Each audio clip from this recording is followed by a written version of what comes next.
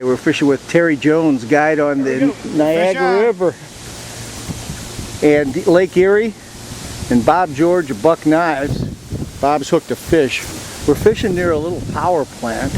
We'll see what we got here.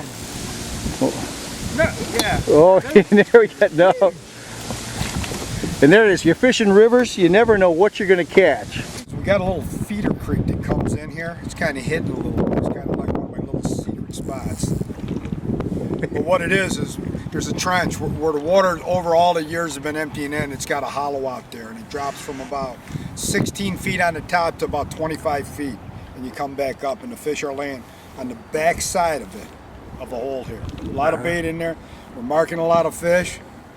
Let's get back there and try to get some bigger fish. Got it. Terry, tell us a little bit about this diverse Niagara fishery we got here. Niagara River's got multi-species. We got huge muskies, northern pike, a good influence of largemouth bass, and the smallmouth bass run all over the river. Oh, I just missed a fish there. Anything, steelhead, come up in here. We're just very fortunate, I am myself, to live in this part of the area here. All right. Here, a nice typical upper Niagara River smallmouth. About a pound and a half.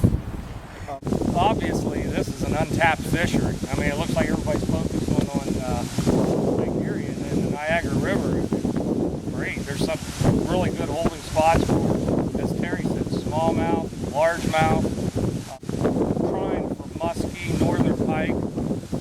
It's warm water discharge. It's one of the best places for the steelhead in the springtime and in the fall and right through the winter if you can get out here.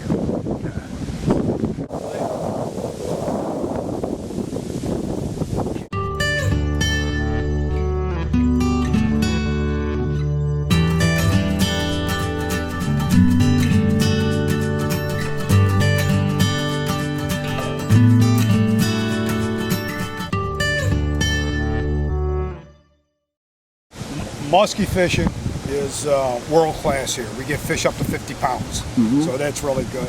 And the walleye fishery out in the lake is unbelievable. At the head of the river too, we get a good influence. Good little solid fish out of the Niagara River. We were working through a hole there. Yeah, working through a hole there. We weren't sure what we were going to come up with. We saw some fish on the screen. We knew there was some fish in there, and this is the first one to pull out of the hole. And I'm sure it won't be the last. Emeralds, emerald minnows or emerald shiners is one of the best forage fish that we have here. But we also have the gobies now. The gobies are every place that the fish are feeding. So we have mustard crayfish. There's an old bait that I don't know if a lot of people have heard of. It's called a log perch, and that's like one of the best baits for the smallmouth bass here. Really? What is that? What does the motor log perch look like? It looks like a little perch, but it's got a sucker mouth up underneath it. And the old timers, that's what they used to trap later. If you could find a bass, they would just kill it. They wouldn't even have to be hungry to eat a motor. The old timers. That's a chunky fish. Okay, maybe a 17-inch fish or something like that. Yeah, not very long, but look how thick. Yeah, man. Belly. Okay, we're gonna get her back in the water before. Yeah.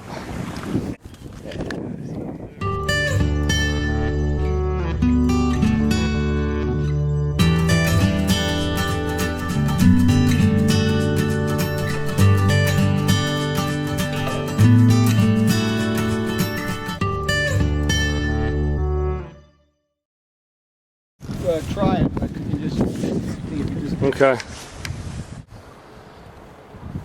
That's good. Underneath the boat. Oh yeah. Oh yeah, that's a nice one. That's the nice one. All right. Good. Oh yeah. Look at that. Look at this chunk. Look at that chunk, river small. He's a very thick fish. Look at the girth on this. I mean, you hear of smallmouth bass that look like footballs. This is another one of those fish, Terry. Not only is it fat, but it is dense. I don't know if we put a scale on this. This probably looks to you like maybe a 4 and a quarter. I would not be surprised if this fish is considerably bigger than that. It is immense. And I mean, it's just a testament to the muscularity of these fish. Also, probably you could have a belly full of some heavy forage as well. We're going to just pull out a scale and see how much this guy weighs.